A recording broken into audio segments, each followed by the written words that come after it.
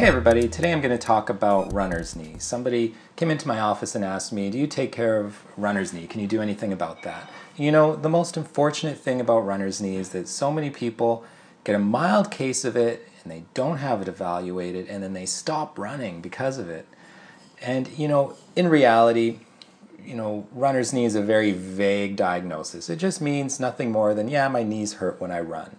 So it's really more a description of your symptoms and how they came to be. But specifically, a number of different parts of your anatomy can be responsible, and it's important to have somebody evaluate those parts of your anatomy, those offended structures, to see that if you can keep running. For example, if you're getting pain because of some friction above the knee or in the lower hamstring, I would say keep running while we get you fixed up. But if it's a caught meniscus or pain behind the kneecap, it could be osteoarthritis, I may modify your activity until the underlying issue is resolved, and I may even order an x-ray. So what is the underlying issue? You know, this is more than an overuse injury. These injuries occur because the muscles and bones aren't aligned properly. For your knee to be aligned, you have to have alignment in the ankle and in the pelvis as well, since this is where the bones of the knee attach. When those anatomic structures aren't aligned properly, then you start to get scar tissue forming because things aren't moving properly, and that scar tissue causes friction, and that friction causes pain.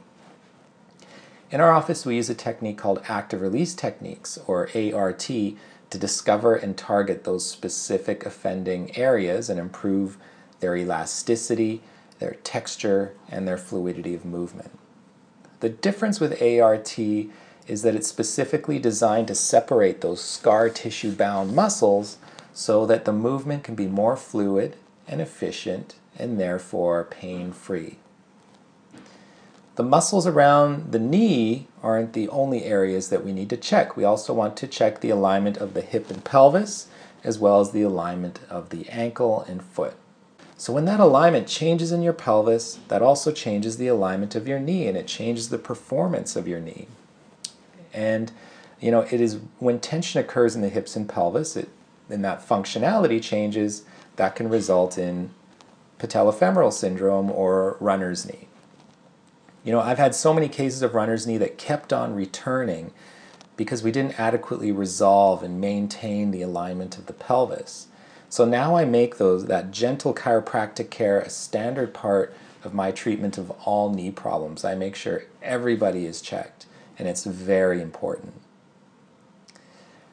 Next, we want to think about the ankle. In our office we use computerized gait analysis to test for basic problems like pronation and supination, and to detect smaller mechanical deficiencies that can cause an unnatural angle in the knee, resulting in injury. Over 90% of people have issues like pronation or supination that can cause those unnatural angles. The angle in your lower leg where it attaches to the knee, that's called the Q angle, and that can be immediately corrected with a custom orthotic. So a custom orthotic is an ultra slim insert that's placed in your running shoe, and all feet are different, and a custom orthotic is special because they're made from a cast of your feet with the ankle in perfect neutral. And this gives you the best chance to minimize the stress on your body when you run. So there you have it. If you have runner's knee, get evaluated right away, and now you know what active release techniques, chiropractic care, and custom orthotics can do to help you keep running. And now that we have the underlying issues addressed, how can we accelerate the healing process? If you want to know how to heal even faster, our next video is going to be on how to accelerate the healing process. All right, thanks a lot everybody, and take it easy.